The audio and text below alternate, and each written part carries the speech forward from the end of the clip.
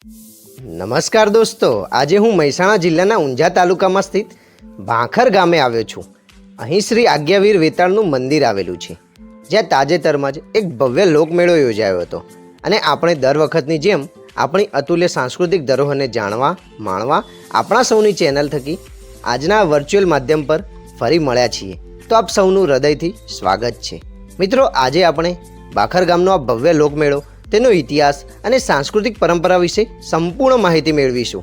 તો આપ સૌ પૂરેપૂરો વિડીયો જોજો, ખૂબ મજા આવશે.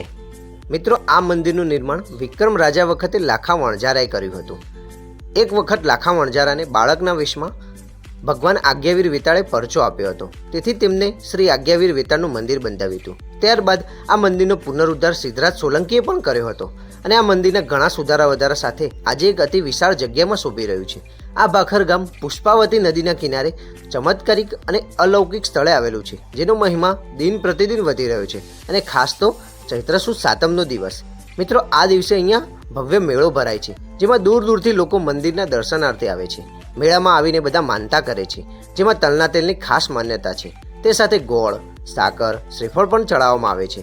ચૈત્ર સુદ સાતમના દિવસે સાંજના 6:30 કલાકે એક રથ નીકળે છે. આ રથને શણગારેલા 4 બળદ જોડવામાં આવે છે, રથ ગાડા ઉપર તૈયાર કરવામાં આવે છે અને રથને ગામના ચોફેર ફેરવવામાં આવે છે. ત્યારબાદ રાતના 10:30 કલાકે 32 મસાલોથી બનાવેલી માંડવી કાઢવામાં આવે છે. રાતના નીકળતી માંડવી એક માણસ ઉપાડે છે. તે માંડવી ઉપર બાધાનું તેલ ચડાવવામાં આવે છે અને તેલ માંડવી ઉપર રેડવામાં આવે છે. અને આ માંડવી ઉપાડનાર ઉપર તેલ ગરમ થઈને પડવા છતાં પણ માણસ બળતો નથી, તેલના ડાઘ રહેતા નથી.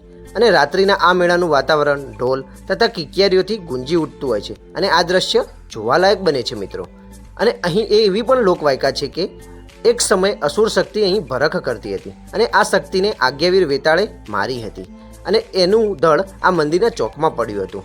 આ મસ્તક ઊંચું નીચું થયા કરતું હતું, તેથી ગામ લોકોએ લાકડીઓના મારથી તેને મારી નાખ્યું અને હાલમાં પણ આ કરવટું કરવામાં આવે છે. મેળાનું કરવટું ગામ લોકો સર્વે સાથે હળી મળીને એકબીજાના સાથે સહકારથી કરે છે અને સાતમના દિવસે અહીંયા ભવ્ય હવન પણ થાય છે અને એનો લાભ લેવા દૂર દૂરથી ભાવિક ભક્તો દર્શનાર્થે અહીં આવે છે. આ મંદિરના પીઠ ભાગથી લઈને શિખર ભાગ સુધીના આખાય મંદિરનું શિલ્પકામ જીવંત લાગે છે. મંદિરની પશ્ચિમ દિશાના ગવાક્ષમાં બિરાજતી હરિહર પિતા મહાર્ગની મૂર્તિ જોતા લાગે છે કે ગુજરાતની સોલંકી યુગની 10મા સૌકાની મૂર્તિઓમાં આ મૂર્તિ સર્વાંગ સુંદર છે.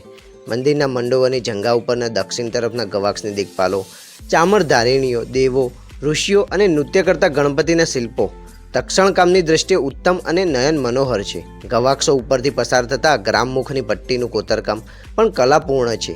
મંદિર ઉપરના બેવડા છજાનું શિલ્પકામ મંદિરના રૂપમાં વધારો કરે છે. મંદિરનો સભા મંડપ પુનરુદ્ધાર પામેલો જણાય છે.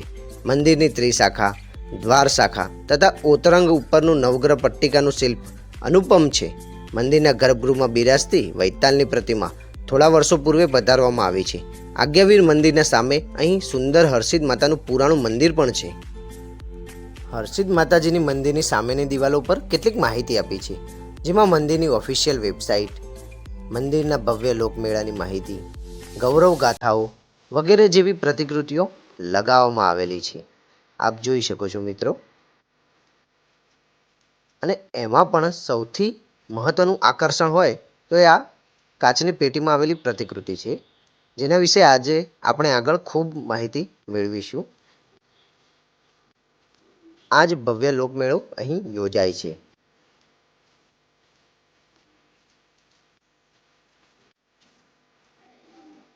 હું સંપૂર્ણ ઇતિહાસ જણાવું તે પહેલાં મને અહીંયા એક વડીલ મળી ગયા છે, તો સૌપ્રથમ આપણે તેમને મળીને આ ભવ્ય લોકમેળાની માહિતી મેળવીશું. તો ચાલો આપણે ત્યાં જઈએ. નામ છે દાદા આપનું? રામ જી. પૂજારી. અચ્છા, મંદિરના પૂજારીજી જ છે. ઓકે જી, કંઈક જણાવો મેળા વિશે કંઈક માહિતી. દર વર્ષે ચૈત્ર સુદ સાતમ ચૈત્ર નામ મેળો ભરાય છે. એમાં લગભગ 50,000 જેવી પબ્લિક અંદાજે આવતી જ હોય. પછી એમાં સાંજના 6:30 વાગે એક રથ નીકળે છે. એ રથના સુકલ જોવાય છે. અને પહેલા દિવસ 2 બળદ હોય, બીજા દિવસ 4 બળદ હોય છે. પછી એ દિવસે રાતના મોડવી નીકળે, મોડવી એકમાં ઉપાડે, એના પર તેલ રેડવામાં આવે. જી. અત્યારે 40 થી 50 જેટલું તેલ અને એના પર રેડવામાં આવે છે. તે ઉપર રેડાય દેઘડેથી. અચ્છા. સમજ્યો દેઘડું એટલે? જી. હા, દેઘડે ઉપર રેડવામાં આવે છે. ચોખ્ખું જે રમે ને એને 32 મસાલા હોય છે, 32 જેવા થતા હોય છે ને, તો એના ઉપર રેડવામાં આવે. એના તડકા પડે એના ઉપર ખબર પડે માણસ બળતો નહીં. અચ્છા. એટલો મહારાજનો વીર દાદાનો ચમત્કાર છે. અચ્છા. પછી એના વિસર્જન કરવામાં આવે પાછું રાતે લગભગ 1-1:30 વાગે. જી. અને આ કરવટો ગામના પટેલ અને રબારી. અચ્છા. રબારી રાખડીઓ લઈને ત્યારે પ્રદક્ષિણા કરતા હોય છે. જે મોરબી રમે અને પટેલ લોકો વારાફરતી ઉપાડતા હોય છે. તો અને પૂરે મને આ રબારી ફરતા હોય છે. એક મહારાજનું એ છે કે કોઈ એવો કોઈ બનાવ બનતો નહીં. પછી જેથી કરીને કોઈ નુકસાન થાય, બરોબર. તો કોઈનું કોઈ થાય એવું કોઈ થતું નહીં.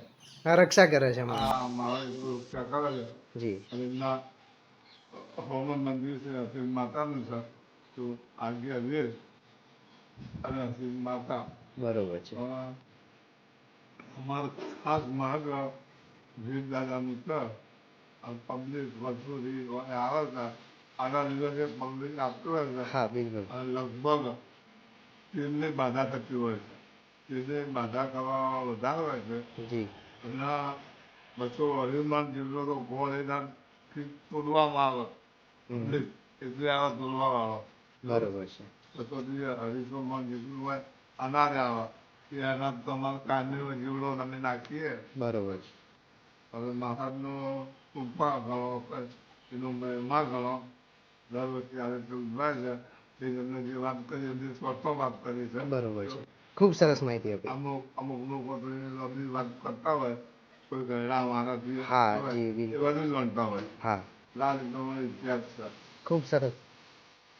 તો મિત્રો, મેળાના દિવસે આ પ્રકારનો શણગાર કરવામાં આવે છે. નાનકડા બળદની પ્રતિકૃતિ છે અને એની ઉપર વીર મહારાજની પ્રતિમા છે. આપ જોઈ શકો છો કેટલો સુંદર શણગાર કરવામાં આવ્યો છે. ભગવાનને થાળ પણ ધરાવવામાં આવેલો છે અને સામે સાક્ષાત વીર મહારાજની સુંદર પ્રતિમા, એનું તેજ પણ તમે જોઈ શકો છો.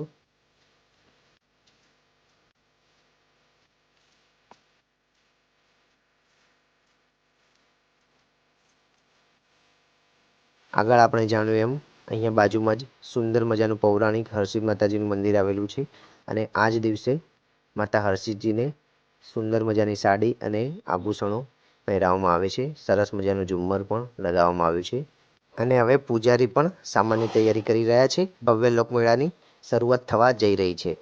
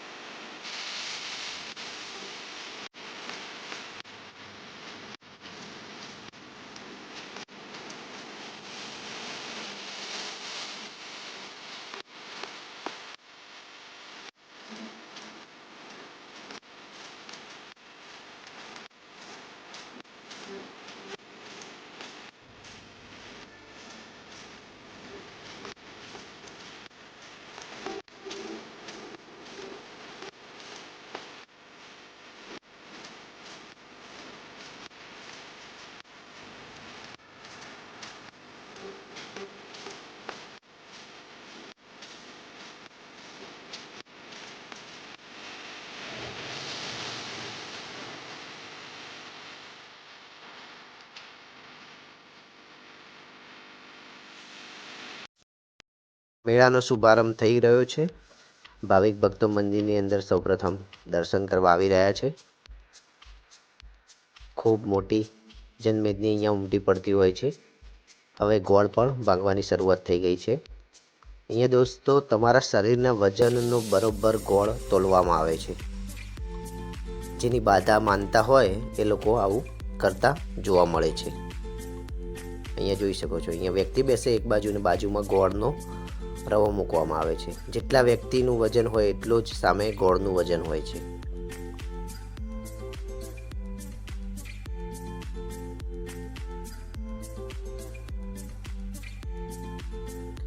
ભાખર ગામના ચોકમાં મોટાભાગના ભાવિક ભક્તો જોડાઈ ગયા છે. હવે ટૂંક જ સમયમાં મેળાની શરૂઆત થશે. સૌપ્રથમ અહીંયા તમે જોઈ શકો છો હાથીઓ બનાવવામાં આવ્યો છે અને એની આગળ બળદ જોતરવામાં આવશે. હવે દોસ્તો મેળાની ઝલક જોતા જોતા કેટલીક માહિતી મેળવીશું. સૌપ્રથમ ઐતિહાસિક માહિતી જાણીએ તો આ વીર પીર જોગણીઓનું કમઠાણ છે શું? લોકજીવનમાં વિવિધ પીરો અને 64 જોગણીઓની પૂજા જાણીતી છે. એમ 52 વીરો પણ જૂના કાળથી પૂજાતા આવ્યા છે. જૈનોમાં પણ મણિભદ્ર વીર અને મહુડીના ઘંટાકર્ણ મહાવીરની પૂજા અર્ચના જાણીતી છે. રાજસ્થાનના જાણીતા વિદ્વાન શ્રી અગરચંદ નાહટાને પ્રાચીન હસ્તપોથીઓમાંથી 52 પીરની યાદી મળી હતી. શ્રી જયસાગર સુરી રચિત જીન દત્ત સુરી ચરિત્રમાં પણ 52 વીરોની નામાવલી મળે છે. એમાંના એક આજ્ઞાવીરની આજે વાત કરવી છે. વીર અને પીરની પૂજા ગુજરાતમાં પ્રાચીન કાળથી થતી આવી છે. સૌરાષ્ટ્રના મલક માથે ભૂત પ્રેત અને જોડ ઝપટિયાને બગાડનારા બજરંગબલી બિરાજમાન છે. એવા જ એક લોકહૈયે બિરાજતા આજ્ઞાવીરનું સ્થાનક ઉમિયા માતાની શક્તિપીઠ માટે જાણીતા ઊંઝાનગરથી 3 કિલોમીટરના અંતરે ભાખર ગામની ઉગમણી દિશાએ સોલંકીકાલીન શિલ્પ સમૃદ્ધિ શોભતું આજે ઊભું છે. ગુજરાતના અન્ય વીર મંદિરોથી આ મંદિર અનેક રીતે અલગ તરી આવે છે. ઉત્તર ગુજરાતના લોકવરણમાં આ મંદિરનો મહિમા અનેક રીતે જાણીતો છે. એ જોઈએ તે પહેલાં આજ્ઞાવીર સાથે જોડાયેલી રસપ્રદ કિંવદંતીઓ અને કથાઓ પર એક નજર કરી લઈએ. આજ્ઞાવીર અગ્નિમાંથી ઉત્પન્ન થયેલા લોકદેવ ગણાય છે. ભગવદ્ ગોમંડલમાં એનો અર્થ જેનાથી આગ પ્રગટે એવો એક વીર વેતાળ એવો આપ્યો છે. આજ્ઞાવીરનો સંદર્ભ ઉજ્જૈનના હર્ષિદ માતા અને પરદુખ ભંજક રાજવી વીર વિક્રમ સાથે જોડાયેલો મળે છે. દંતકથાઓમાં આજ્ઞાવીરને સાધવાની વાત આવે છે. આજ્ઞા વેતાળની લોકકલ્પના એવી છે કે તે આગ જરતી હોય તેવું ભૂત છે.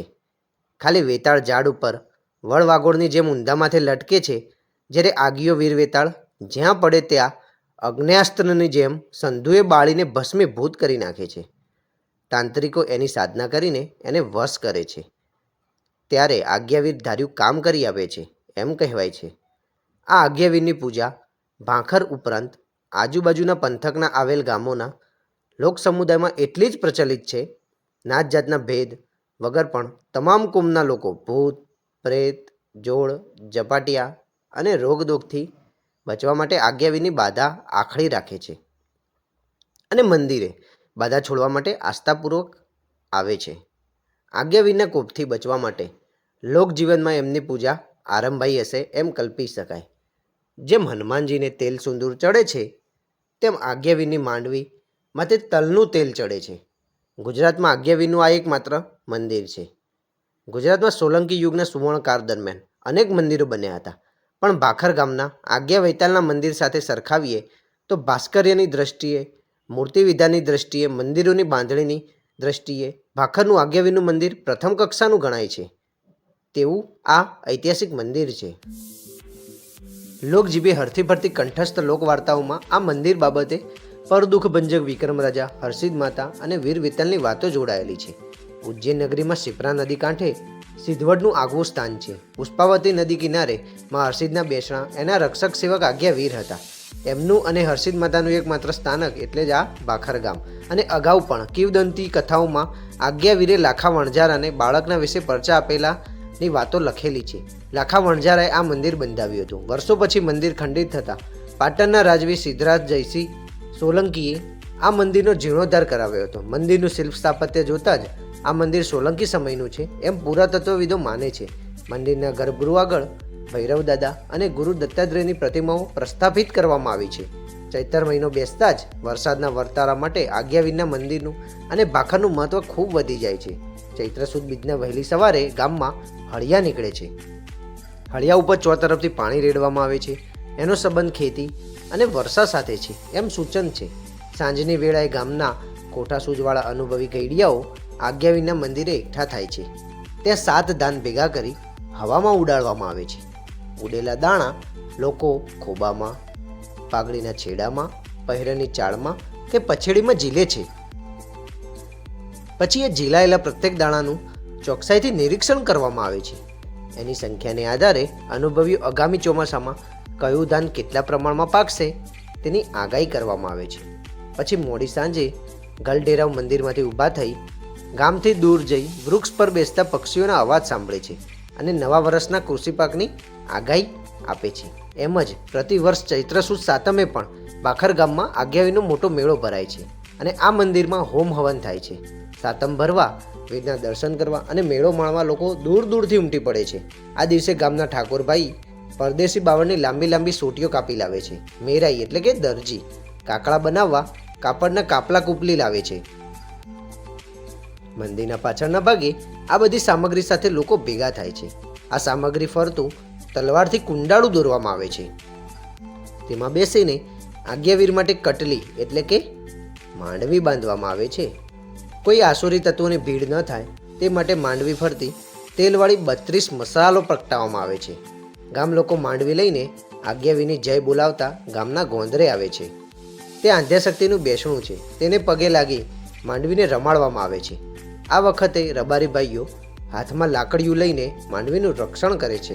ગામના ગોંદરે મૂકેલા મોટા મોટા પીપમાં બાધા માનતાવાળા લોકો તેલ રેડે છે. તે માંડવી રમણે ચઢે છે. એની સતસત સગો જગારા મારે છે.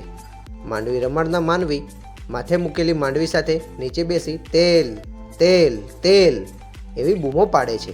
એટલે પીપોમાંથી લોટા અને બોઘાણા ભરી તેલ સળગતી મસાલો પર રેડવામાં આવે છે. મસાલો પર રેડાતું તેલ ગરમ થઈને લોક ઉપર પડે છે, છતાં પણ કોઈ દાજી ગાયનો દાખલો આજ સુધી નોંધાયેલો નથી. માંડવી રમાડ્યા પછી મોડી રાતના હાથીઓ નીકળે છે. હાથીઓ એટલે શણગારેલું ગાડું. ગાડાને 4 પાણીવાળા બળદો જોડવામાં આવે છે. આ ગાડાને ગવાળમાંથી કાઢેલા રબારી બાઈઓના સાડલાથી સુશોભિત કરવામાં આવે છે. આ ગાડામાં એક ઠાકોર, ઢોલ સાથે ઢોલી અને મસાલ લઈને ગામનો વાળંદ બેસે છે. વાજતે ગાજતે આ ગાડું ગામ વચ્ચે થઈને મહાદેવના મંદિરે આવે છે. મંદિર પાસે પુરાતન કુઈ છે. ગાડામાં બેઠેલો વાળંદ અવળા હાથે સળગતી મસાલનો ઘા કરે છે. જો મસાલ કુઈમાં પડે તો ગામ લોકો આનંદની ચીચિયારીઓ પાડે છે. લોકમાન્યતા એવી પણ છે કે જો મસાલ કુઈમાં પડે તો આવતા વર્ષે ચોમાસામાં વરસાદ ઘર વાસઠ થાય અને વરસ 16 વાની પાકે. પછી ગાડું આગળ વધે છે. ગામ આખું હાથિયાના ઉત્સવમાં જોડાય છે. નિયત સ્થળે આવીને ગાડું ઊભું રહે છે. ત્યારે બળદો પોરો ખાય છે. આ 4 બળદોને ચોમાસાના 4 માસ અષાઢ, શ્રાવણ, ભાદરવો અને આસો કલ્પવામાં આવે છે. એ વખતે પોરો ખાવા ઊભેલા 4 બળદોમાંથી કયું બળદ કેટલું મૂતરે છે એના ઉપરથી 4 મહિનામાં વધુ ઓછો કેટલો વરસાદ થશે તેનો તાગ મેળવવામાં આવે છે. અનુભવી ગઈડિયાઓ શ્રદ્ધાપૂર્વક કહે છે કે વર્ષોથી થતા આ વર્તારા આવનારા ચોમાસાનો વરસાદ જાણવા ઉપયોગી બની રહે છે. એના આધારે જ ખેતીમાં કયો પાક લેવાનો એ અનુભવીઓને બદલી વાક્યોની જેમ વિજ્ઞાનની સરાહને ચઢાવીને એનો અભ્યાસ કરવાનું કોઈએ વિચારવા જેવું ખરું. હાથિયા ઠાકુરના ઉત્સવ પ્રસંગે મેળો માણવા આવેલા ભાવિક શ્રદ્ધાળુઓ સુકન મેળો માણે છે. આ પ્રસંગે આજુબાજુના ગામના વ્યવસાયી ભવાઈ કલાકારો અહીં આવીને આજ્ઞાવીરની પ્રસન્નતા અને આશીર્વાદ માટે વીરને મુજરો કરી રાત બધી જાતર રમી ભવાઈના ભૂલાઈ ગયેલા વેશો ભજવે છે. ભવાઈ જોવા મેળાના માનવીઓ ડુંગે વળે છે. પરોળ પાંગરે ને મોં સૂંજણું થાય એટલે વેળાના મનેક વિખારવા માંડે છે. આપણી લોકવાર્તાઓમાં આજ્ઞાવીરને સાધવાની વાતો પણ આવે છે. કદાચ આજ્ઞાવીરની બીકથી બચવા માટે એમની પૂજાનો પ્રારંભ લોકજીવનમાં થયો હશે એવું માની શકાય. પરંતુ જૂના કાળે કેટલાક બાવાઓ ગામડામાં જઈને આજ્ઞાવીરના નામે ચમત્કારો બતાવતા. આજ્ઞાવીર અંગે અષ્ટમ-પષ્ટમ વાતો કરી કળશમાંથી છાલકૂક પાણી લઈને જમીન પર છાલક મારે ત્યાં ભડકો થતો. આજ્ઞાવીરની મૂર્તિ આગળ મૂકેલા શ્રીફળ ઉપર પાણીની અંજલી છાંટે ત્યાં તો એમાંથી મોટો ભડકો ઉઠતો. વેતાળવાળો બાવો આ પાણીનો કોગળો નાખે ત્યાં તો ભડકો થતો. એટલે શ્રદ્ધાળુ લોકો આને સાચું માની અંજાઈ જતા અને બાવાને પૈસા આપી રાજી કરતા. અંધશ્રદ્ધા, વહેમ અને ચમત્કારોને ધર્મનો આંચળો ઓઢાડી ઠગબાજી કરનારા પોતાનો રોટલો તો રળી લેતા અંધશ્રદ્ધા નિવારણ મંડળવાળા આનો ઘટસ્ફોટ કરવામાં આવ્યો અને એમને કહ્યું કે આ કોઈ ચમત્કાર નથી, એનાથી અંજાઈ જવાની બિલકુલ જરૂર નથી. સોડિયમના ટુકડા કે પાવડર પર પાણી પડવાથી ભડકો થાય એ વૈજ્ઞાનિક સિદ્ધ થયેલું છે. એમ જ શ્રીફળમાં સોડિયમની કણીઓ ભરી હોય અને ઉપર પાણી છાંટો એટલે સળગવા માંડે અને બાવાનો વીર વૈતાલ હાજર થઈ જાય એવી વાતો આમાં જોડાયેલી હતી. આ તો ચમત્કારની વાત થઈ, પરંતુ ઉત્તર ગુજરાતનું પ્રજાજીવન ભાંખરના આજ્ઞાવીરમાં આજે અપાર શ્રદ્ધા ધરાવે છે. ચો તરફથી સંકટમાં ઘેરાયેલો, હારેલો, થાકેલો માનવી શ્રદ્ધાપૂર્વક આજ્ઞાવીરની બાધા માનતા રાખી એમના પારે આવે છે. એના દુઃખ દર્દ ટળી જાય છે. એવી દ્રઢ લોકશ્રદ્ધા ઉત્તર ગુજરાતના લોકજીવનમાં જોવા મળે છે. તો બોલો જય શ્રી આજ્ઞાવીર વેતાળ.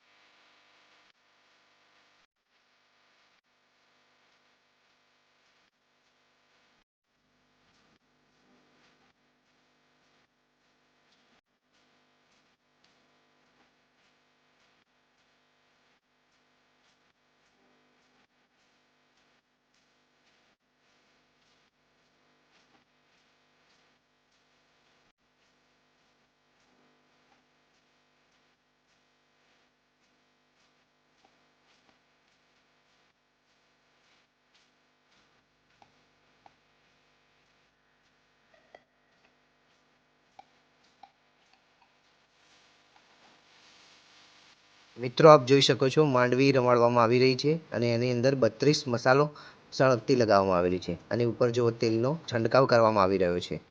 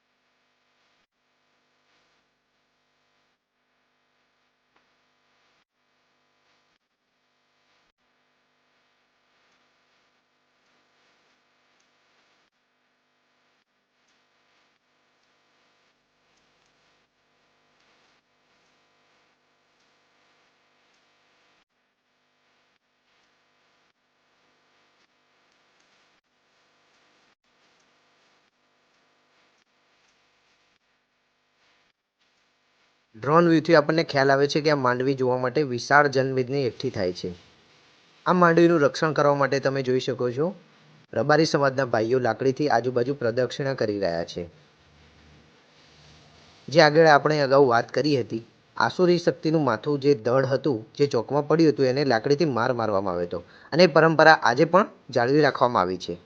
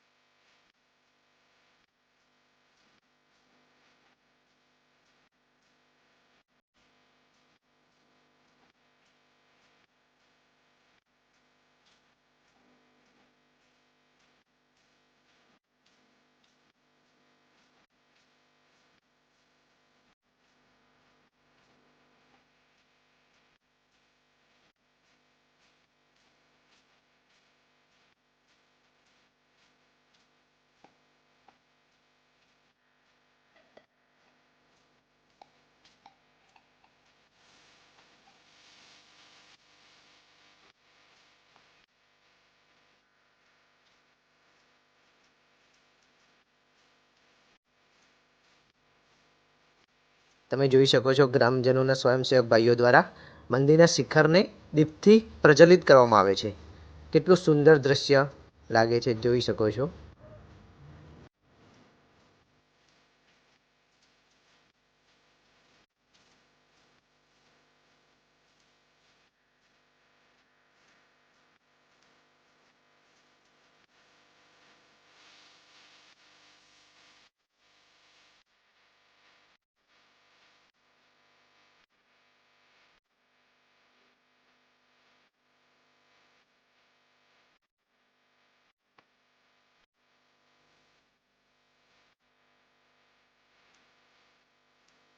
મંદિરના શિખર ઉપર સંપૂર્ણ દીપો પ્રગટી રહ્યા છે અને આ દીપોનો પ્રકાશ જાણે ઊંડા અંધારેથી સત્ય તરફ લઈ જતો હોય ને તેવો લાગી રહ્યો છે.